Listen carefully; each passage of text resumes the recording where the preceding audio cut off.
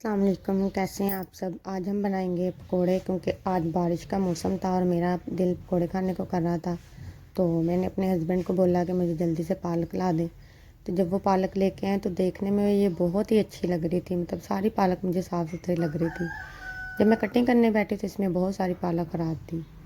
جس طرح یہ پالک دکھنے میں تو بہت اچھی تھی، لیکن اس کے اندر کافی اس میں خامیاں تھیں۔ تو ایسے ہی ہماری زندگی میں بہت سارے لوگ ہیں جو اکثر ہمارے ساتھ آدھی سے زیادہ زندگی گزار دیتے ہیں، لیکن وہ ہمارے ساتھ اتنی صفائی سے جھوٹ بولتے ہیں نا کہ ہم لوگ ہمیشہ ایک غلط فہمی میں رہ جاتے ہیں۔ ہم نہ چاہتے ہوئے بھی ان کے ساتھ اپنی زندگی کو علیحدہ نہیں کر سکتے۔ تو ایسے لوگوں کے ساتھ گزارا کرنا بہت مشکل ہوتا ہے۔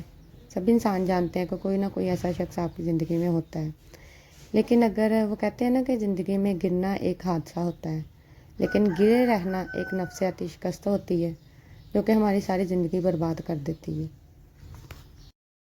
کیونکہ زندگی ہر زندہ کے پاس نہیں ہوتی، یہ بات وہی انسان جان سکتا ہے جو زندگی میں زندہ رہتا ہے۔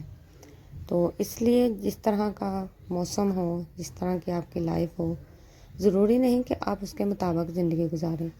کبھی کبھی آپ کا دل چاہتا ہے کہ بارش کا موسم ہو تو آپ کسی کے ساتھ چائے پینا پسند کرتے ہیں، تو اپنی چھوٹی چھوٹی زندگی میں جو آپ کی خوشیاں ہوتی ہیں ان کو جی لیا کریں، کیونکہ یہ چھوٹی چھوٹی خوشیاں آپ کو ذہنی سکون دیتی ہیں۔ جب انسان ذہنی طور پہ پرسکون ہوتا ہے نا تو اسے ہر چیز اچھی لگتی ہے۔